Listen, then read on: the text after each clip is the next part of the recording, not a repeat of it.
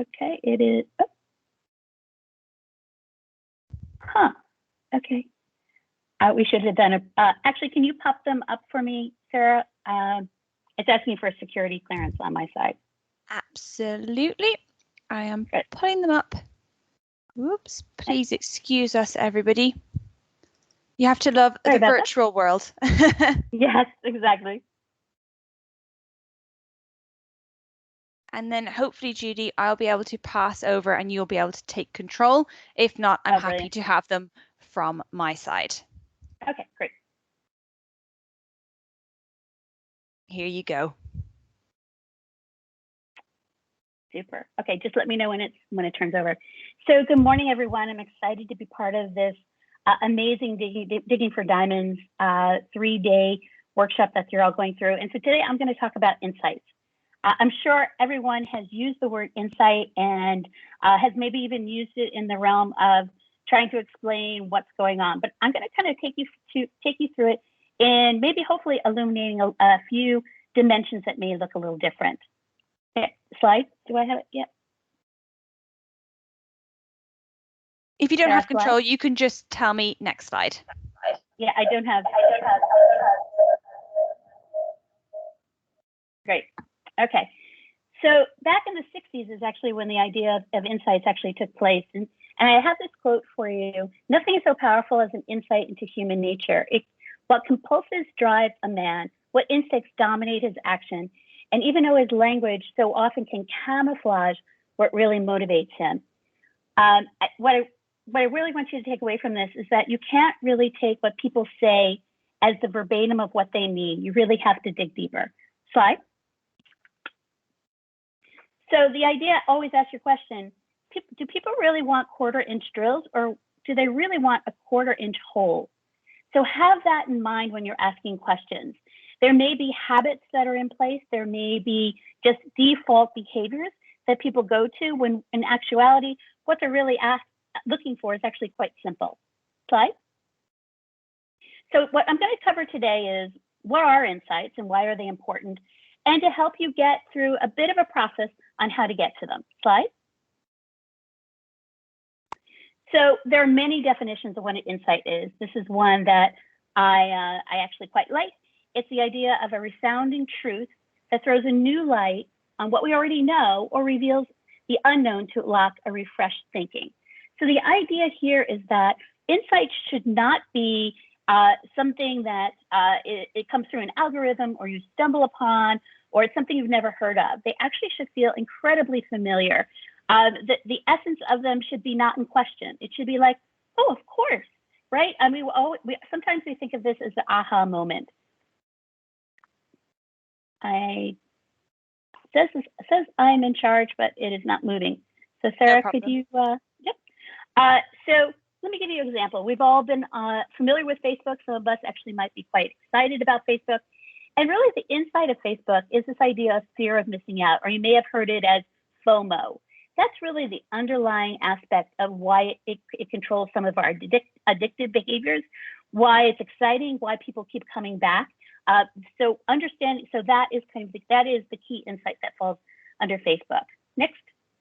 In a different category, thinking about Dove, something close to my heart, it really came in under a context of where beauty was really seen as something unachievable. It was something only supermodels with airbrushing could really attain. But the idea that Unilever ran with Dove is this idea of that beauty really has this idea of real beauty, that everyone has it, and so we should embrace the special beauty that we all contain. Next slide. So how do we get to an insight? Next slide. I'm going to take you through a bit of a checklist so that you have an idea of really where you stand, and this idea of going back to and understanding, whoops, sorry about that, understanding how to find it, because it may feel a little daunting at times. So the first thing we want to do is look around us. Insights and observations are everywhere. So it's about coming into a process of being really aware of your situation. Also, when you get to an insight, it doesn't have that truth to it. Does it have that sense of, yeah, that sounds right to me? The next, is it clearly understandable? If I told somebody what my insight is, and they may not have spent as much time as me on the particular topic, but they understand it. So it can be explained in an elevator pitch if you want. And lastly, it has business impact. And I think this is the one that's so many times forgotten. You could come across many, many insights, but if you really can't activate it and unlock it into your business paradigm, then it really isn't going to be powerful for your business. Next slide. So when we think about insights, I had mentioned the aha response. That's when you know it rings true. Other things to when you're thinking about crafting an insight is the idea that words matter. And so thinking about making it simple, succinct, and really compelling should be first on your list. And try to avoid any sort of industry speak or over the top marketing speak. Make it natural. Make it maybe in the tone of the consumer who you're trying to capture. Next slide. So here's an example of my time when I was at Abbott. For diabetics, the idea that keeping continuous monitoring of their blood glucose is really important. It could be for some a matter of life and death. But what we were doing when we were doing a research study is we were finding out that there were so many consumers just would stop taking their blood glucose, and we kept asking why it is. And one particular insight that we came up to is this idea that when I pinprick my skin, it's a constant reminder that I'm sick. And that led to the whole opening up of why consumers weren't being compelled to measure their blood glucose. They wanted a day off. They wanted a weekend off of just not thinking of themselves as sick. And so that actually led to the whole layout of the next generation from Abbott in terms of blood glucose monitoring. So how can we make it so seamless that it's a wearable, that consumers can now just, have it up. The one that I did research was actually it was like a grain of rice the size that was laid under your skin.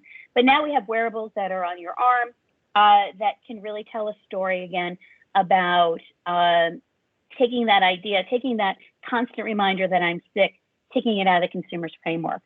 Next slide. Another one you might have come across is around Nike. So Nike came across this really so empowering insight of anyone can be an athlete. So it goes to the fact that it's not just the stardom, it's not just professional athletes, it's not just people who train and really are committed to it, but you can be an athlete at any moment if you're committed to what you're doing. It opened up a whole new universe, if you will, to potential Nike consumers because it was a matter of making it accessible and also making the bar for entry to be universal. Anyone can do it because we all share this passion of movement, and that's why it brings us all together. Next slide. So where do these come from? Next slide. Well, I could tell you that, you have to do tons of research and wait a while and then have somebody come and tell you. No, that's not how it's done. Actually, you can do it every day as you're walking through your world, both as on the job or on the clock or off the job as a regular consumer. So it starts with observations. Observations are really where you are in time and place. Be almost like an investigator, thinking about Adam and the detective work. Look around, look for things that make sense in the environment, and then look for the thing that doesn't make sense in the environment. And then take those observations in and try to give them some understanding, some context. And then with some hard work and some really, asking why and some real strong interpretation, you get to the insight. Next slide. So let me give you some examples of, what you might find in your world. This idea of, food is more than fuel. It helps me break up the day and stops me from getting bored. Well, this comes from this idea of going deeper. Instead of stopping at the idea that food is fuel, keep pushing it. What else other space does it occupy? So it's a boredom buster. So it actually, it cuts away specific times in my day that have different meaning. That's really interesting. Or the next one, I only eat fresh, healthy food. But when we looked inside her kitchen cupboard, it was full of crisps and biscuits. So there's contradictions. Here's another really important thing to kind of put in your observing bucket, if you will. Look for things that look like they don't belong, things that that contradict what you're expecting what you're expecting, and take note of that because there's something pretty interesting underneath it. Or the third one, I saw Jane take a Tupperware container out of her bag containing a homemade mix of nuts and seeds. Well, what's here? It's nothing she said, but you're looking for this kind of unspoken, hiding in plain sight idea. What is happening that a consumer may not even be aware of what they're doing? Kind of the invisibleness of an insight is just as powerful as one that they're able to articulate. Going back to our original quote, this idea that language could really camouflage what your true meanings are. Can you go slide, please? So where do they come from? Well, it's really interesting to kind of step back and do a bit of homework. Kind of think about the context that your consumer or your HCP or your patient or your category is sitting in before, kind of going and figuring out, hammering your insight. So first look around the world, this idea of trends. What's happening socially in the environment, technology? Are there economic or political powers that are at B? So are there new taxes that are influencing people's behavior? Are there some new organizational structure that's in? So are there new groups around them that are putting pressure on their activity? So in the medical environment, are things coming down within medical journals that are changing what they're doing? Thinking about consumers themselves, their attitudes, their needs, how do they use things? What's their usage? What are the things that they're doing in their normal day? You as a consumer are one, so you get your first row seat in this particular activity. And then looking at your brand, how is your brand moving through this space? What sort of nuances is it trying to communicate? And lastly, in market, what are the dynamics? We have this whole thing since the pandemic of everything is online. So this e-commerce has really exploded. And how are those behaviors really changed the marketplace, change how consumers see things? No longer can a consumer kind of pick a product up off the shelf, turn it around and look at it and say, is this something for me, right? So their whole way of analyzing and, setting out whether or not something is fine for them is happening in a whole different way. So this idea of context framework is an important one to kind of take through your lens of insight development. Slide. So I want to give you a few examples. So one is this idea of healthier trends hitting the environment and McDonald's looking back and saying, we're not known for our health, right? We're a fast food, caloric and dense, probably the most unhealthy food option. Well, they saw that the healthy movement was all around them, and they understood that they had to look at their offerings and not change who they are. So it wasn't about redefining their DNA, but looking about how can they expand it to actually welcome in others that may be put off by some of their offerings. And so they started adding in more green, more healthy options into their diet. So that insight didn't come from a consumer. It actually came from looking around the world forces around them. What are the drivers that are going on in the consumer space that can influence our business? I have one more for you, slide. In a completely different category, think about toys. Lego, which has been loved for decades now, I think it's been in business about 60, 70 years now, was primarily a boy toy. But what research was showing was that girls were actually playing with Legos just as much as girls. And so in 2011, they actually came out with a new line of Legos called Friends, which is a much more of a girl-oriented set. And it took off, and in 6 months, they sold twice as many sets as they expected. So this was influenced, again, not by consumers saying, gee, I really, Lego I don't play with because it's a boy toy.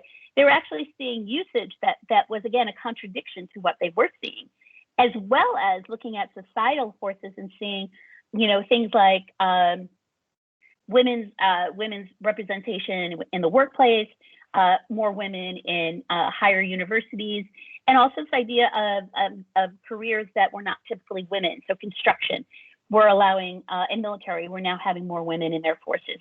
So this idea of having young girls be able to see themselves in a play situation using Legos became really important. Next slide.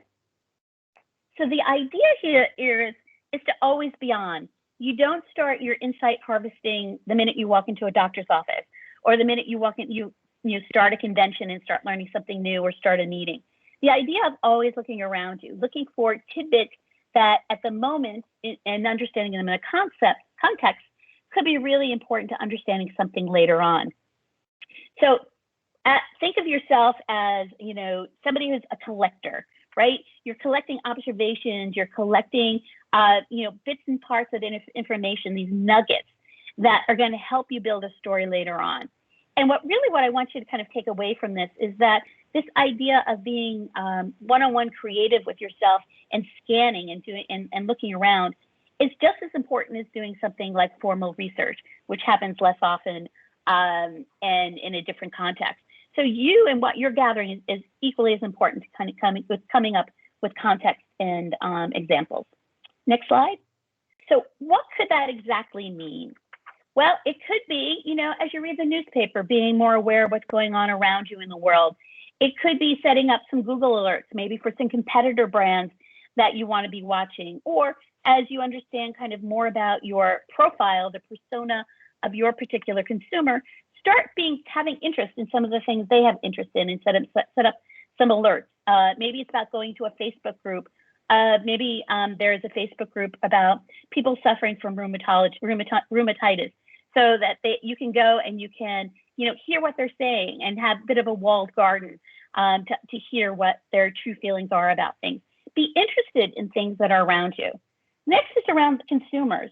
So what's driving them? You know, it might be about seeing what they're shopping at. So look at shopping carts when you're checking out of the grocery. You know, not look just at focus on yours, but see what everybody else is buying, and maybe some clues in terms of some trends that have not yet come to the surface. Kale was an interesting one where it kind of popped up and showed up in everybody's cart, and there wasn't really a driver behind it in that sense in terms of a promotion or anything. You know, listen to people when you're in the store. You know, be a bit of an eavesdropper. See what people are saying when they're at the shelf trying to decide on something, or a parent and a child, how they talk to each other. You know, or if you're in a waiting room, listen to what people are saying. That can get some real revealing nuggets for you to consider. And lastly, and then also about kind of the brand, you know, hop onto your social listening pages for all Neurotis brands. See and read the comments of what's going on. That's a great way to hear and see how your brands are doing. If you have a consumer care line, having there be an opportunity for you actually to review, see what people are calling in for. What are they happy with, and probably what are they more frustrated with, and try to call from there. And lastly, this idea of looking at the market. So are there analogous categories to yours that you could be watching to see are any developments happening in those particular categories? Also, kind of getting out of your comfort zone, going to other places where, whether it's other countries, either virtually or physically, when things open up, to see how categories are performing. Just again to see how consumers are perceiving products and categories in different senses. Next slide. So you're thinking, okay, once I've gotten all of this, what do I do with it? So the idea first is to start making some connections. You know, what we were collecting there were bits. Kind of think of them as pieces to a puzzle, right? You're doing a jigsaw puzzle, and you're constantly gathering another piece and another piece and another piece. So what next you need to do is kind of make some space in your thinking to try to put those pieces together, right? Because you don't know what picture they're going to be forming. So try connecting one or two things together and see if it leads to a different sort of moment of awareness for you. And the idea here is really to always challenge yourself and to think and to go deeper. So are you asking why? I love the fact that Adam talked about the 5 W's. Those are really important insights as well. We have the 5 whys. So it's, you know, kind of keep going down, you know, or, well, why would that be? Well, why would that be? Well, why would that be? And when you get to, I always like to say, if you get to kind of God and love of mother, you've probably gone too far. You maybe want to ladder back up a bit. But the idea that, you know, always trying to get a deeper connection versus the surface level understanding of what's going on, because that deeper one is a closer connection to emotions that are driving why a consumer is doing what they're doing. And again, kind of keep this in mind in terms of how you want to frame it. So think about, you know, am I going to preface this as I believe, or I feel that when you do this, something happens. In insight statements writing, we use need, want, or belief as kind of key driver words for you to capture what an insight is. So think about that. Is this a need, a want, or belief? Both are really important. A need is actually a far more salient, but sometimes you can't get to a need when it's really an emotional aspect that's around a belief. Next slide. So as you've gone through your observations, you've really thought about kind of what are the connections that they have, you've asked your whys, and now the question is, test it. Is it something that if I went to somebody who was less familiar with what I was working on and brought it to them, would they recognize it as an insight? Would they understand it? Is it clearly written? Does it give that aha moment? Like, yeah, you know, I never thought about that before. Think about the Abbott diabetes approach. That idea of, oh my God, I never thought about every time I had to check my glucose, it was a reminder that I was sick. I could see how that could be compelling to not have, to avoid it, especially on certain days where you want to just kind of take the mask off of somebody with diabetes and actually just be kind of a normal kid, for example. So does it pass the face of reality? So next slide. So what I thought I would do is give you an example of something from start to finish. And hopefully you're all familiar with the ketchup Heinz. Next slide. So Heinz came, you know, a great CPG product in terms of spices and taste. It's globally found, always found in the glass bottle. You could find it in cupboards. You could find it in restaurants. It was everywhere. But what was happening around the world of Heinz was that sustainability was taking first stage. People were getting concerned about glass, recyclability, concerns. Consumers were also using the ketchup, and especially moms were really worried about kids using the glass bottle and what would happen to that. The brand, what they learned from their own internal work is that what consumers were saying online about it, great brand, but you know, I have some trouble working the bottle. Sometimes, you know, you pound on the bottle bottom and you get a big plop more than you want. And then the idea that the market was changing. It was changing to much more ergonomical design. It was thinking about sustainability and product sourcing. So next slide. So these are the kind of things that we saw when we were talking to consumers, right? Ketchup is risky. You bang on the bottom and hope it doesn't all come at you. I love ketchup, but it's a pain. You never know how much is going to come out of the bottle or how quickly.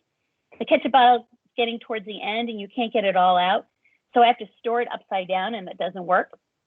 And then I don't let my kids bang on the bottle because I worry that they'll smash it. Next slide. So those seem all pretty relatable, I hope. So what Heinz did is they took it all in and they gave it through the context framework. Is my insight understandable? Does it ring true?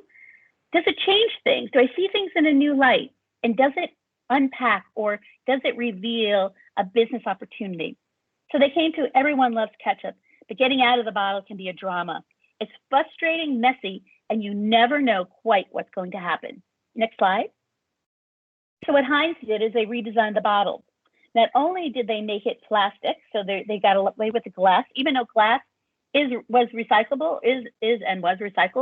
it took away the danger of both breakage as well as squeezability. So after Heinz made this packaging change, their sales went up 6%, and while the overall category only increased 2%. So it means they outpaced the category in sales. Next slide. And more importantly, what they did is they influenced the further items on the shelf. So we start seeing this transformation of moving from glass to plastic, having an upside down spout configuration, at which also that not only got away from the breakage, it helped in terms of how to get the last drop out for inversion, and two, because of the spout, it was easy to control the amount that was coming out of the bottle. Next slide. So what I want to do is just kind of go back to what we talked about. We talked about what an insight is and how do we know if it's any good, what an observation is, and also how do you get to an insight? Slide. So real quick, use your checklist. Is it understandable? Does it ring true? Am I seeing things differently? Have I put something on its corner, on its edge? And did it show me a different picture? Next slide. Yep. Also about getting the nuggets, getting those observations in. not only think about when you're in the moment that you're at the moment of truth, whether you're talking to an ATP or you're talking to a patient or in a conference, those are amazing moments of truth, but also think about the world around you. Gather information even surrounding those moments to give it more clarity, more texture, more dynamics. Next slide. And then connect it, right? Don't go beyond the surface. Keep asking why.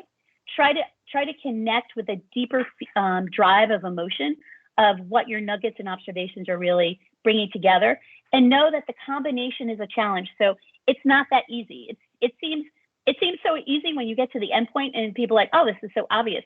But getting to that is really hard work. So, be good to yourself when you're trying to connect things. Sometimes bringing in other minds to help make that clash of information come to life for you is really fantastic and can also help out. Next slide. And so kind of in closing, what I wanted to say is that insights are amazing. I think there was I think it was Julie Anna, I wrote it down while you guys were chatting on it, had said, hey, HCPs, what they want to understand is the view and the value that you bring to them.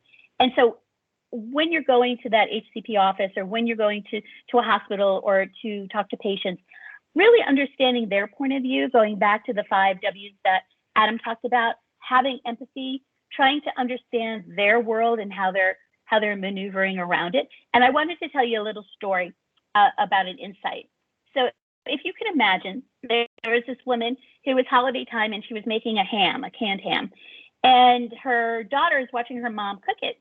And the mom is slicing off the corners of the ham and putting it into her pan and baking it. And the daughter asked the mom, why do you cut the corners off of the ham? It fits in the, it sits nice in the pan. Why do you do that? And she goes, I don't know. My mom always did it and my grandma always did it. So that's what I do. I don't really know why I do it. That's why I do it. So the next time the young woman was visiting her grandma, she asked, Grandma, I was watching Mom making ham a few weeks back, and she cut the ends off of the ham, and she didn't know why. She said she saw you do it, and she saw her grandma do it, so that's why she did it.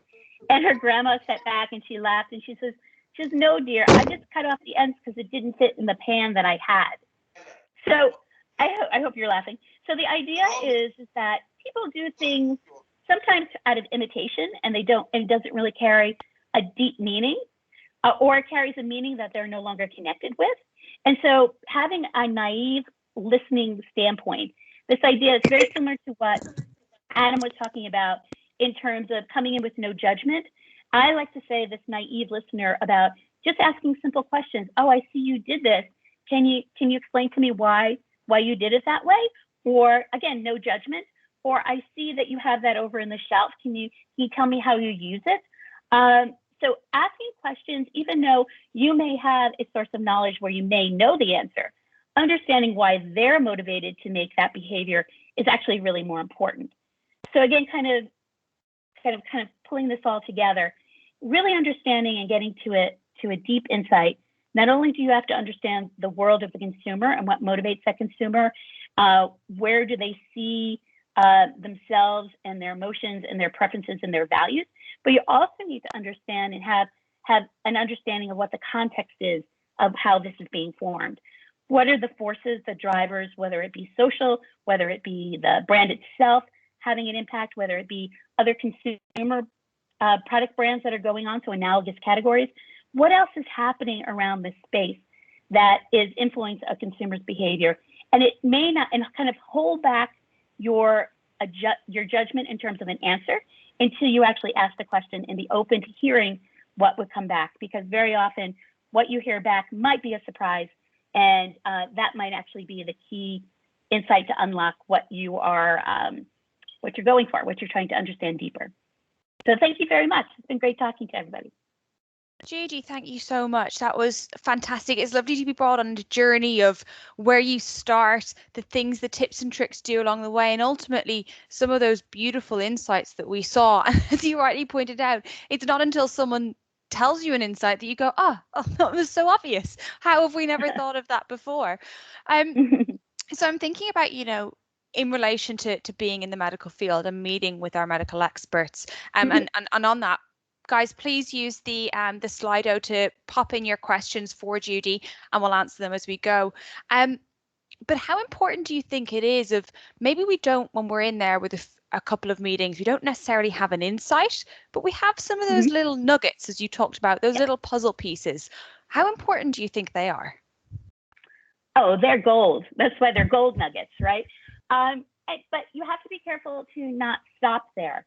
I think what's important is to ruminate it with other observations. So alone, they're valuable, but they're not the end of the story. And so again, kind of the woman making the ham, she would have stopped and go, okay, people cut the ends off, so we should make square hams, right? If you kind of took it all the way to the end, like, oh, people are just cutting it away anyway, when really it was, this really interesting behavior that got handed down. So you can, if you jump too quickly without putting it in context, you can actually go down the wrong direction and get to an insight that really is the opposite of where you want to go to. I think that's a really interesting point. And this, in my mind, I think of the Bic pen, and I've got one here. I'm sure we're all familiar with the Bic pen with 4 different colors. And when they made one for women, that was an interesting way of taking an observation. And to your point, going down the wrong route to say we're going to put pink and purple and lots of fun little female colors. And women went, I just wanted a smaller pen, one that would fit my handbag. I don't carry a big briefcase, one that I can find easily in my handbag, not necessarily one that, is fun and colorful. We're serious businesswomen as well. Exactly. So the context and having abundance of nuggets, the richness of nuggets, I can't overstate, but you really have to put it in the context, because like the Bic was a natural story about kind of going down the wrong road as well. I think it's a brilliant example of how we can go wrong sometimes, but we're only human. And the reason I asked that question is, because when the MSLs are in the field, of course, we're asking them to be our eyes and ears of what the medical experts, their current thinking is, their current ways of working. And so the importance of those little nuggets that you all may see in the field, that it's not just because you don't have this perfectly formed insight into what that piece of information necessarily means, it's still really important to capture it somewhere. So we might see, for example, I'm thinking off the top of my head, you're in an ophthalmologist clinic, and you see something to do with treating vasculitis. Okay, what does that necessarily tell you? Does that mean that, hey, they're really well read up? Or actually, does it mean they're really uneducated and are maybe they're dealing with a patient that has vasculitis? Okay, how do we balance that? So what does that mean? We might not know, but let's put it somewhere.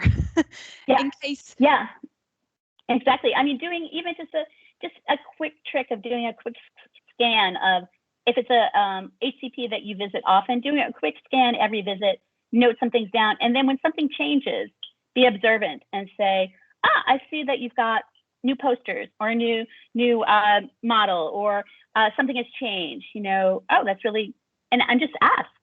I'm really interested. What do you find that helpful? Do you what happened to the other one? Those can be really interesting, because it goes to some of the drivers of behavior. And again, kind of be open to a surprising answer. Don't lead into thinking why something is happening. Always ask why. That's really important. I see a question here from Peter Paul. So, can insights be validated, and is it possible for our insights about our HCPs to be applicable only for some and not for all of them? Yes, you can validate insights. Your consumer insight folks can help you with that. You can go from more of a qualitative standpoint to understanding and actually putting them in front of them to you don't give them the statement. The statement isn't like advertising. So if you write an insight statement, it's not like you're going to put it on the back of a bus or something like that, right? But what you can do is you can test the elements of an insight statement with with your target audience, and it can be qualitative if you want something a little bit more organic, or it can be something more quantitative. So yes, and there was a second part to that. I'm sorry, I missed the. No, and can you test it and? Yeah, is it possible for the insights or for our insights about the HCPs to be applicable for only some and not for all of them? Yes, just like we have segmentations of consumers where you have drivers and the emotional hierarchy that drives their behavior, the same with HCPs. So you may find maybe within discipline, there are drivers of behavior that are much more salient. So if you've got cardiologists that are, have a particular type of driver system of their psyche, might be very different than an ophthalmologist. So you have very varying degrees of kind of life and death, if you will, or even just the element of care, right? Cardiologists maybe they're surgeons and they only really see the patient, in surgery and don't have an ongoing relationship with them, versus maybe an ophthalmologist you see quarterly, you develop more relationships, so they'll have more emotional connection. So definitely depends on the specialty, depends on their orientation, and then you layer in their personal affect. You can have a very different insight. That's really interesting. A question here from Kevin then about how do you validate insights in other industries? I'm thinking, potentially something like FMCG that I know you've worked in as well, Judy, but any thoughts on that? Yeah, so I mean, it's the same process regarding what industry it's in. So what you want to understand is typically in an insight, it's a basic structure of a bit about the context. So, if chocolate chip cookies, so it's like in a world where, was it Nabisco has Chips Ahoy, right? So in Chips Ahoy cookies has a chocolate chip in every bite, chocolate chips in every bite. So one is around the context, so you can test the context. Is that important? Do you like chocolate chip? Do you like a lot of chips in your chocolate chip cookies? So you can ask those type of preference questions. Then when you get into the actual want, need, or believe, you can get that through a battery of preference statements. So you can ask about what do you like, what don't you like, how much do you like. You can have continuum questions so you can get saliency to that. And then in terms of the outcome, you can actually test that as well. So it's just like you test positioning or test text equity when you're talking about values. That's where your insight person could be really valuable, because there are different tools to use to get at things that are out of usage, to get insights that are out of values and kind of empathy norms.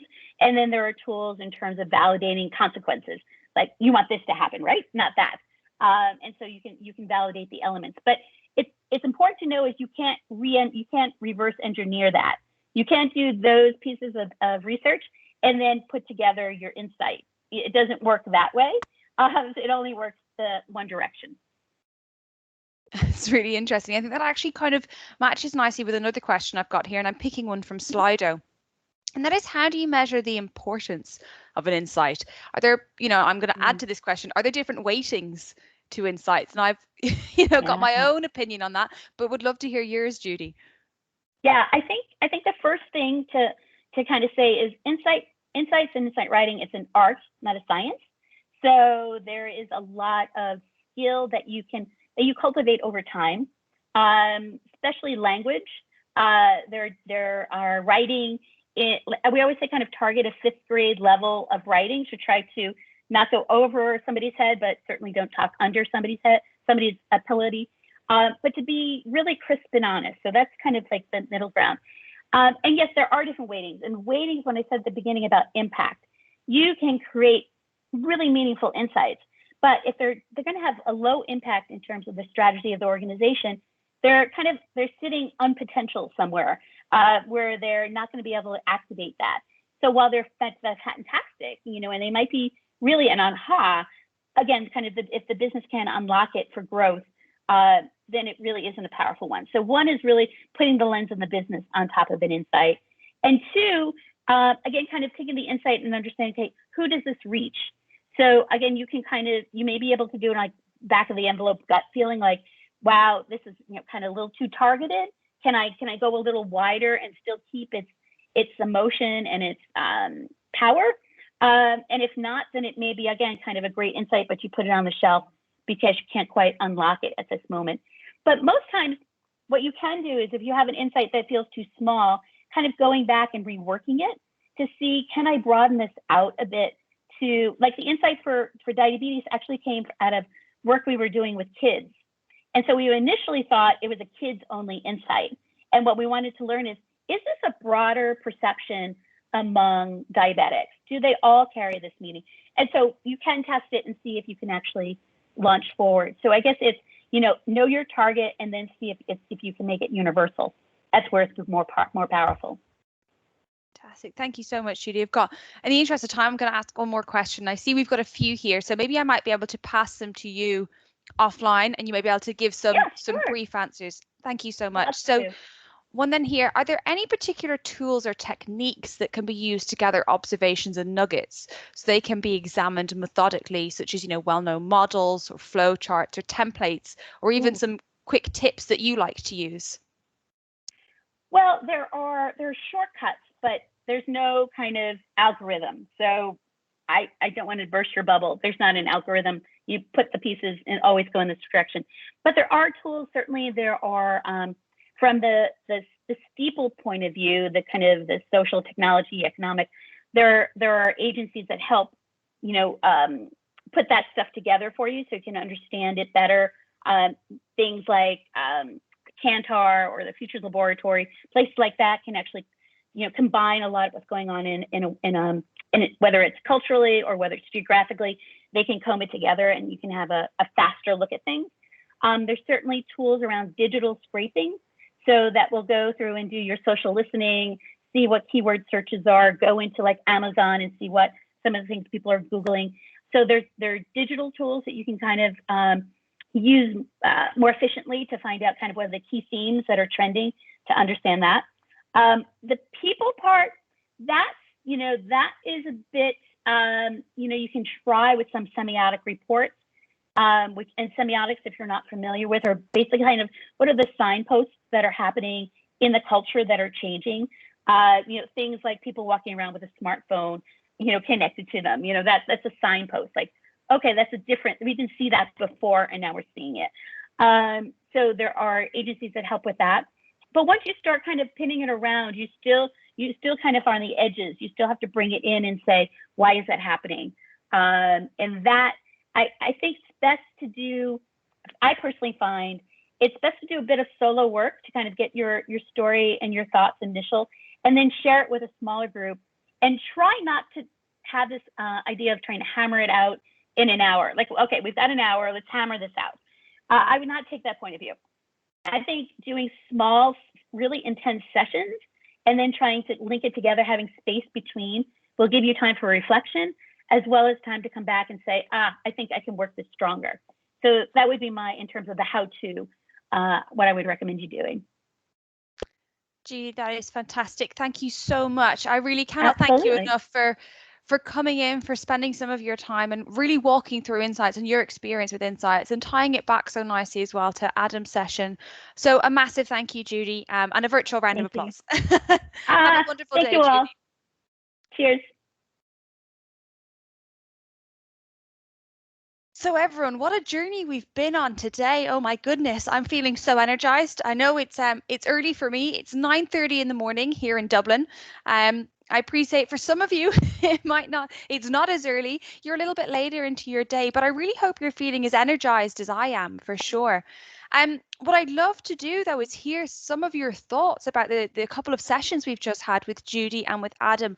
I'd love for you to come off mute, maybe share some of your learnings. What's one thing that you've learned from our sessions before we continue and start looking at tomorrow's session? So love to hear. I see we've got a hand up from Bassem, and apologies if I pronounce any of your names wrong. It's not done intentionally. It's close to being very right, Sarah. So thank you so much for sharing. So first of all, I have a comment with regards to Adam's session. So for Adam, I think the tagline, what really is remarkable for me, is that we all deal with humans. So a human, whether he's a suspect or he's an HCP, they're human by the end of the day. So I was really interested that the different methods that we use are similar. However, we can really apply it and tailor it according to our different domains. So it was really super. And also Judy's session was superb. So thank you for that.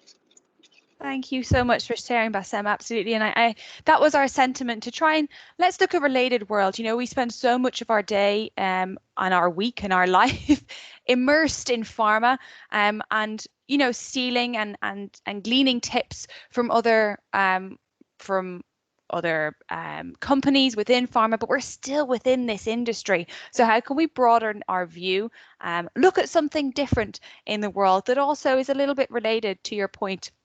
Maybe we might not tell our HCPs and our medical experts that we've learned how to talk to them from someone who interrogates people, but it might be, an interesting opening question to get them intrigued into what on earth we do.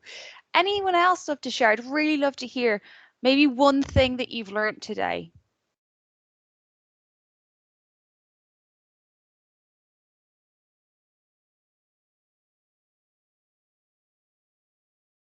Azim. Hey, thanks, Sarah. From the first session, the most important thing I learned is that when a doctor or anybody starts to get into their motivations or their emotions about their behavior, then, like Adam said, don't avoid that, jump in. And that's where you really start to build that empathy. So from the first session, that was very important, for me at least. And then for the second session, again, I would reflect what my fellow MSLs have already said. The part where you're just always on looking at the environment around the doctor, because we're used to just getting an insight from a doctor and then examining that, but then to examine that in context of everything else that's going around them. So that is the two most important things from each session. Thank you so much. No, thank you for sharing and for coming off mute. Absolutely, it might be the case that when you're walking into a clinic, you're talking to a medical expert. What can those around them tell you? So what can verbally, even, I'm thinking of receptionists, other people in the department, what little nuggets can they give you? They might even be saying, oh, it's a really busy day. So that might tune you into, okay, maybe the medical expert doesn't have time. How do I adapt? Thinking of what Adam explained to us about. Anyone else love to share? I'm seeing some comments here. So Maysoon saying, I really like the character type in Adam's part. That really spoke to me as well. I had, as I said, a one-to-one with Adam last Thursday, and he was explaining TED, and I was sort of saying, well, we often use the TED questioning technique, tell, explain, describe, and why is that at the top, and why do we not always use that? And he said to me, Sarah, he said, if you were at dinner with a friend and you said, oh, I've had a really bad day, and they said, tell me why, explain to me, describe how that makes you feel. And with every statement, they'd come back with a TED. I said, well, I'd get really frustrated. That's just not how humans work. That's not the kind of conversations we have. So I think to have that in the back of our mind as well, to what Adam talked about, the different types of questioning, going deeper and deeper. Sometimes it's appropriate to have those closed questions, but let's start open and broad and then funnel it in. I'm seeing some more comments from Rudy. Always stay on and be empathetic in our engagement. Probably to join Adam in his investigation to learn how to dig for diamonds. Absolutely. And from Kunal, insights are few and far and few, and keeps changing as per context. Absolutely. What might be relevant today, might not be relevant in a week's time. And I think if anything that this last year has told us, that's certainly true. So I'm impressed at how questioning skills and gathering insights are applicable in other domains. Great to learn from external experts too. I'm so glad you enjoyed that. Thank you. Key learning then is making connections by being genuinely interested in our HCPs and by connecting our observations of HCPs' behaviours to their beliefs and values. And from Tamara, the important role of active listening. Absolutely. And that observations, as well, as we said from Judy, if a poster is changed, that's showing, if you mention that to a HCP, that's showing a genuine interest in what that HCP has to say about what they're doing in their role and how it might shape our understanding of the market. So with that in mind, we've been on a journey. We've learned how to ask questions, how to uncover those thinkings, how to understand those beliefs. To Judy, to then understanding how to package those when we loop them all together, as Judy said, getting those pieces of the puzzle before making that complete picture. What does that look like? So as you'll know, tomorrow you are going into your first mini role play session, which I hope you're excited about, and that is for digging for diamonds. So how do we apply what we've learned from Adam and Judy today? And with that, I'd love to share with you a couple of videos from within Novartis. We've got one that's been prepared by our wonderful team of advisors, and that is about how to actively dig for those diamonds. And then we've got a couple from Claudia Bremer about, again, digging for those diamonds, but the impact that those insights have on our business. So what Judy talked about, are the insights understandable? Do they ring true? Do they change needs? And do they have that business impact? So I'd love to walk you through these now. So again, what I really want you to do is you've all got that participant workbook. As we're going through these, you know, our learnings from today, maybe it's taking down your learnings. Maybe it's when you're watching these videos, some little tips and tricks that you would like to try out in your role play sessions tomorrow. So I'm going to share my screen and I'm going to remember to include sound. And if you could all let me know when, oops, it didn't want to share properly, bear with me. If you could let me know when you hear it.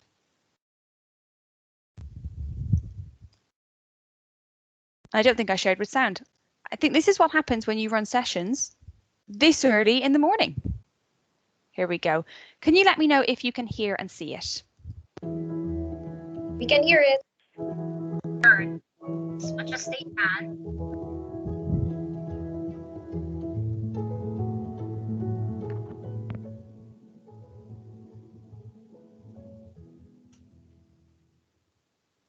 Insight mining is an essential skill that we need to build as MSLs. Digging for insights is like digging for diamonds. Difficult, but definitely worth the effort. At its essence, an insight is really a small peek into both the mind and the heart. To dig for diamonds is to get to know what motivates our medical experts through careful questioning with a strategic mindset. Let's visualize with a real scenario. Here we have our MSL, Patricia. She's getting ready for her virtual meeting with her heart failure specialist, Dr. Karen.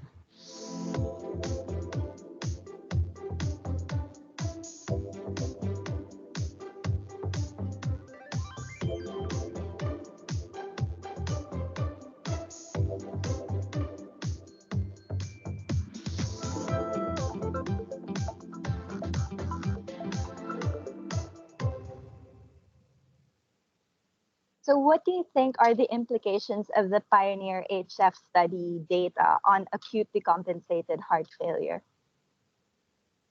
Well, yes, it's really good data, yet it's not reflected that much to our practice. That's interesting to hear. Why do you think the data doesn't apply to your clinical practice? Since actually we don't really normally assess NT-proBNP for acute decompensated heart failure patients, neither for the diagnosis nor for their treatment choices as well. Can you tell me what are the reasons for not assessing NT-proBNP in your practice? Well, it's not available at our hospital in the first place. And also, I don't really believe that it's much related to disease progression. Aha! There's an aha moment here. Patricia has struck her diamond. The diamond here is that Dr. Karen does not consider NT-proBNP as a reliable endpoint to evaluate disease progression. And this is why she isn't adapting the data from Pioneer HF into her clinical practice. Great job, Patricia. Diamonds are precious and must be handled with care. Patricia has carefully took note of this great insight, and now she has a plan to share the sub-analysis that relates the reduction of NT-proBNP to less CV deaths and heart failure hospitalizations. Patricia has shown us how her insights help to create greater impact. So thanks for watching, and don't forget that to dig for insights is to dig for diamonds.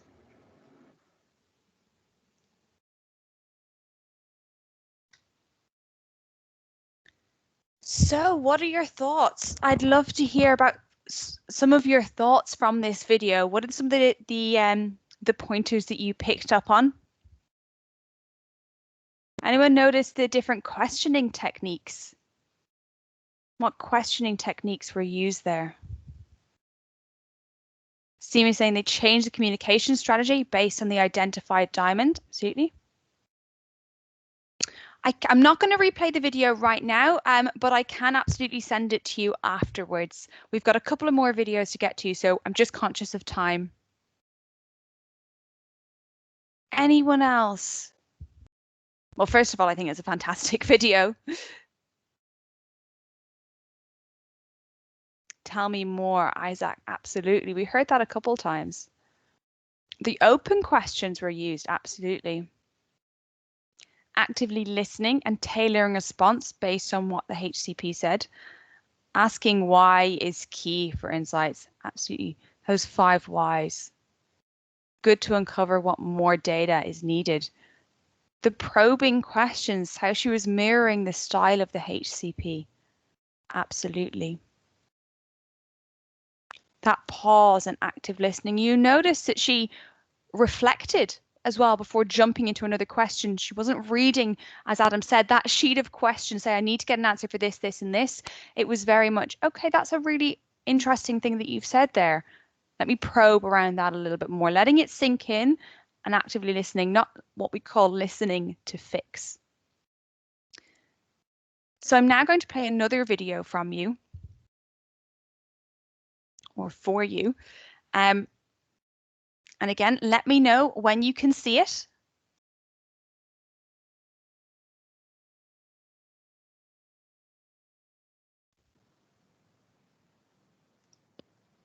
Hello, everybody. My name is Claudia Bremer from Global FME. And again, I have another example of FMIQ and how we got actually to insights. So basically, the next example is, again, a Renomap example provided by the Belgium team to us. So many thanks for this. So they had an ad bot, and migraine expert actually requested an extra condition into the proposed reimbursement criteria, and they actually wanted physicians should confirm that they treated patients for acute medication overuse before starting Erenumab. It's a very interesting request, and but the team wasn't really sure on its scope about just basing something on one opinion. So the experts wanted to optimize the treatment of migraine treat patient for acute medication overuse through the reimbursement criteria of Erenumab.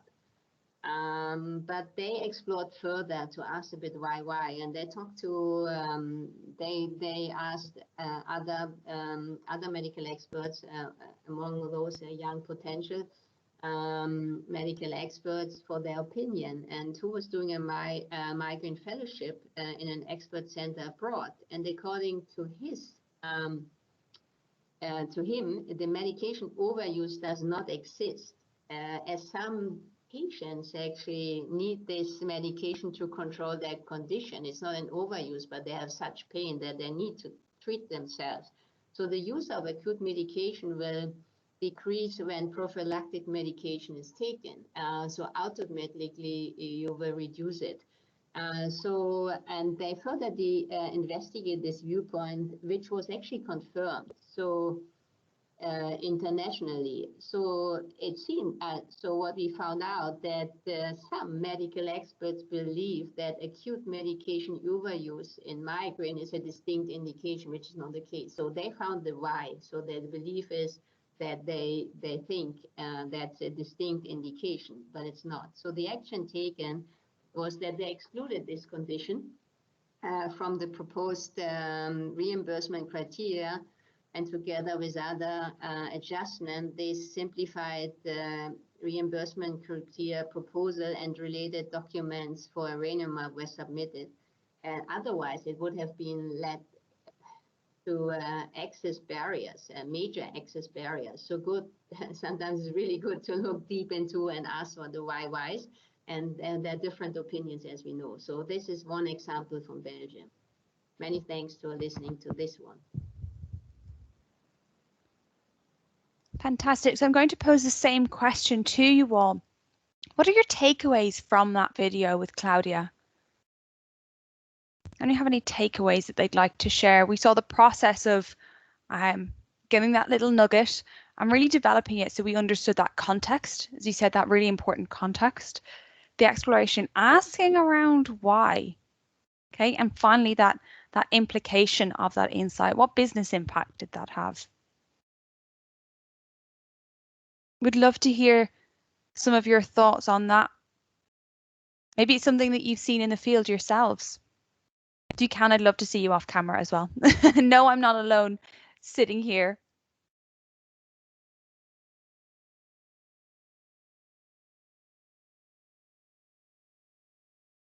Sharuk, please.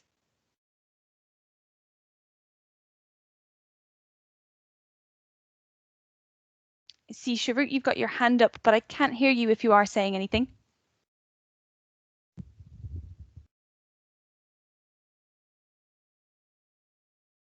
Okay, in that case, let's jump to our final video. And when you watch this, I really want you to think about everything that we've discussed so far today.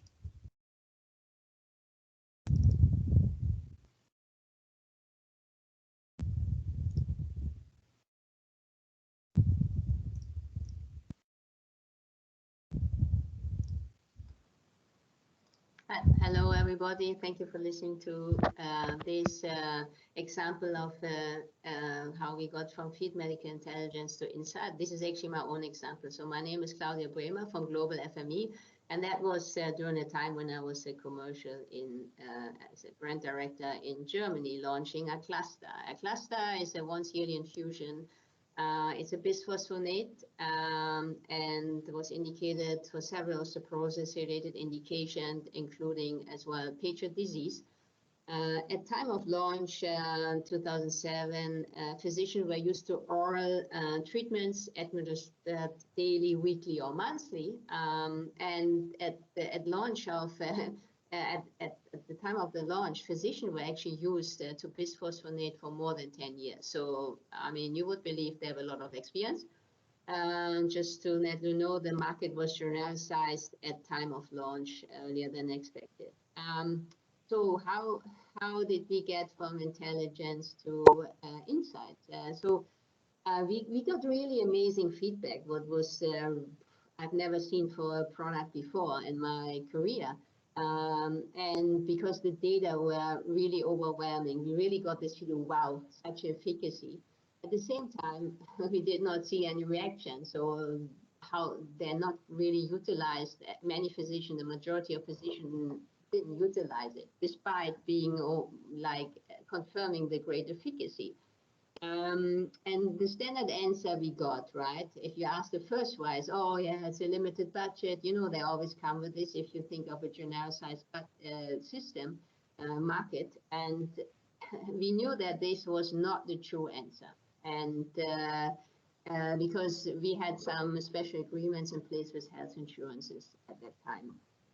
One day, not even thinking about this challenge we have, we were asked at the educational event what the antidote was. It was like, what antidote? Why do we need an antidote? And you need to know that the bisphosphonates, if they're given, they go immediately to the bone because they go there where the lesions are, which is very selective and very targeted actually mode of action. So the question was so surprising, and you can believe, I mean, you can think of, right? We made the assumption, yeah, they know how it works. But in fact, so I asked the question, why do you need an antidote? And because then the answer was because the bisphosphonate will circulate in the body for a whole year. So the insight was that, and this sounds very simple, right? That the physician do not understand the mode of action of bisphosphonate, despite being used for a long time. So they were really scared of a cluster and that they cannot control, that they get out of control. So we changed our approach. We needed to start focusing on educating on the mode of action.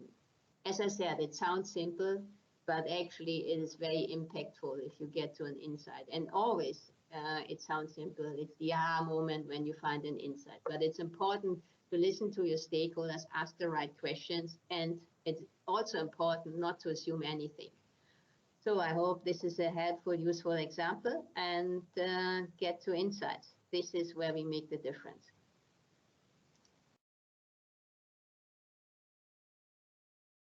I love this example. I've listened to this a few times now, and I think this is a really simple illustration of always being on, how important it is. They weren't thinking about that challenge of the limited prescription budget, even though they knew that that wasn't necessarily an issue.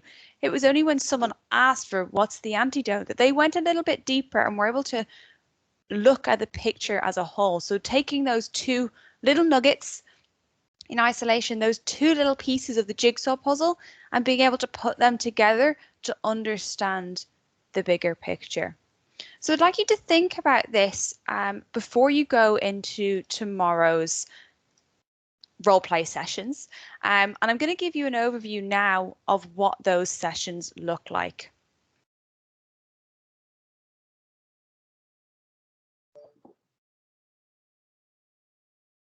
So as I said, you're going into tomorrow in two different groups into your role play sessions. I'd ask you tonight to refresh and have a look at your groupings again, just to make sure that you're clear on what group you're going into. How are these role play sessions going to be run? So first of all, you're all going to join a main meeting together, and that's the meeting that you have in your diary at the moment, in your calendars. Can I just ask everyone to please make sure that they are on mute? I'm getting a little bit of background noise. Thank you. So to make sure that you know what group you're in, as I said, then this calendar invite is the one that you're going to join tomorrow. How do you get into your breakouts? I'm sure that's the question. How do you get into all of your different groups? There's a lot of different groups out there. So we're using a method that we call flow. And what flow will do is it's going to send you a personalized message that's going to come through in your MS Teams chat that you see here. And it will send you a message just before the breakout sessions start.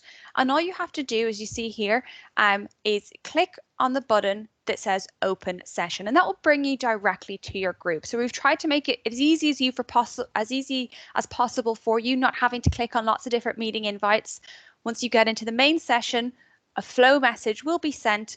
As I said, you can see here that this comes up in your MS Teams chats. So click on that session and it will bring you straight there.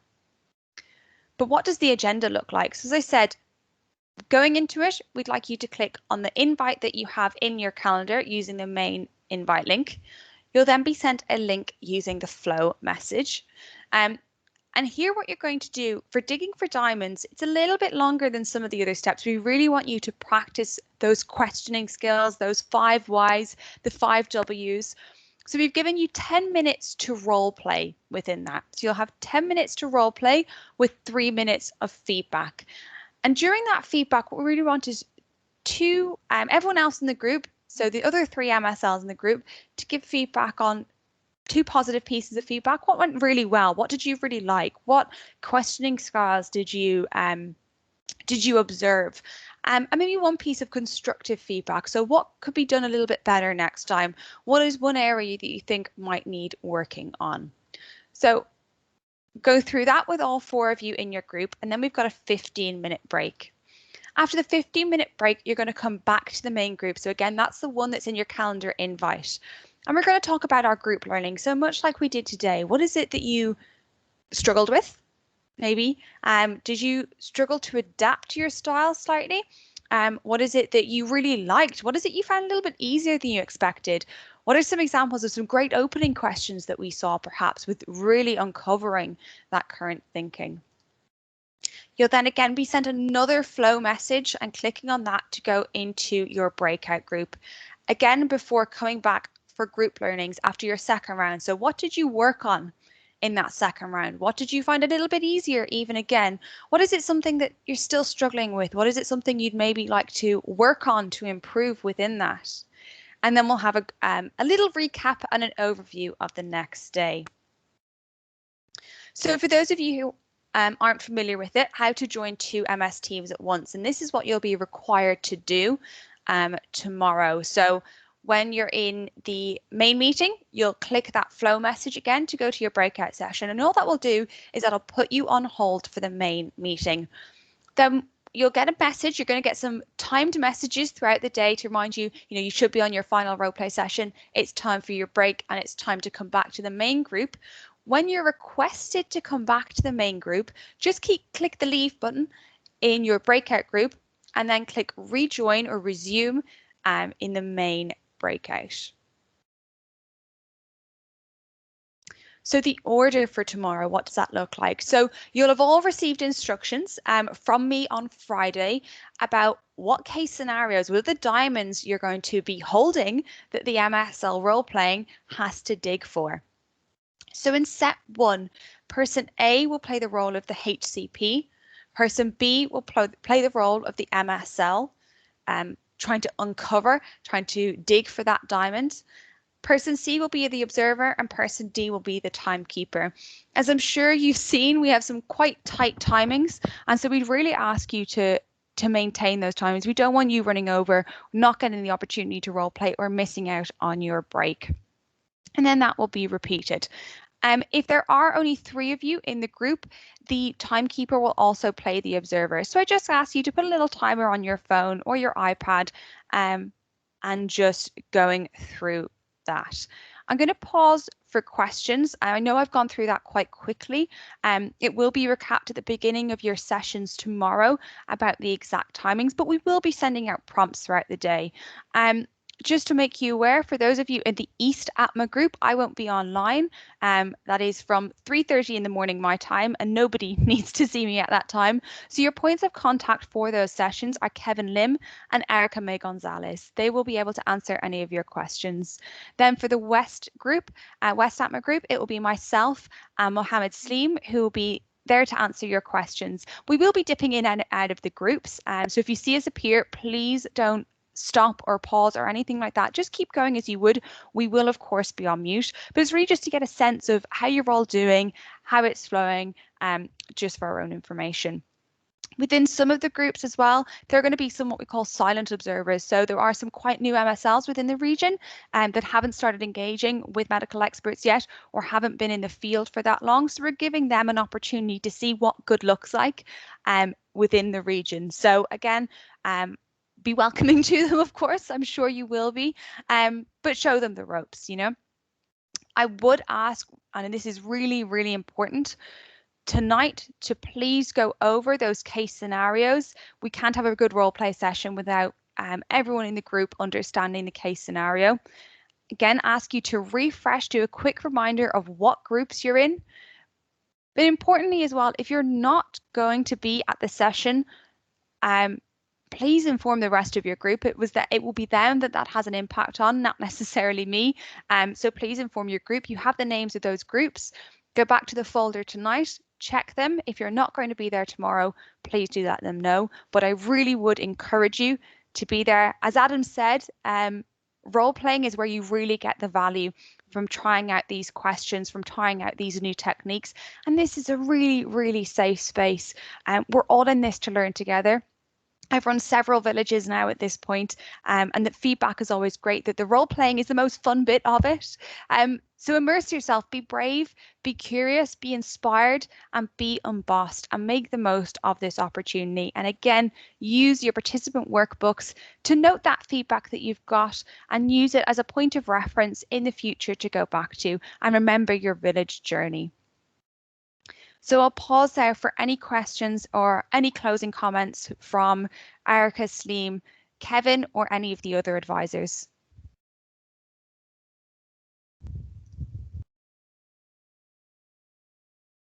Thank you everyone for the great participation. We're looking forward to see you in the coming days. Hope you enjoyed. Yeah, me too. I'd like to thank you so much. I really enjoyed the 2 presentations today, and the most important thing is how to take the takeaway messages from these 2 presentations and then apply tomorrow. So be prepared for tomorrow. Review the earlier sent email by Erica with the pre-read, so it will facilitate our tomorrow's role play. So get ready for tomorrow, and I think it will be a very interesting day. Thank you so much. Thanks, Erica. Thanks, Sarah. And thanks, Kevin, and all the team. Thank you, Erica. Thank you, Steam, for your wonderful comments. Absolutely get a good night's rest, everyone. For those of you I know in Australia, it's getting late, so get rest and be energized for tomorrow. This is really exciting. I'm sorry we can't all be in a hotel together, but let's make the most of the opportunity that we do have and throw yourselves headfirst into it. So thank you everyone for a fantastic session today and for all of your wonderful comments and of course your active participation. And we look forward to seeing you tomorrow. Thanks everyone.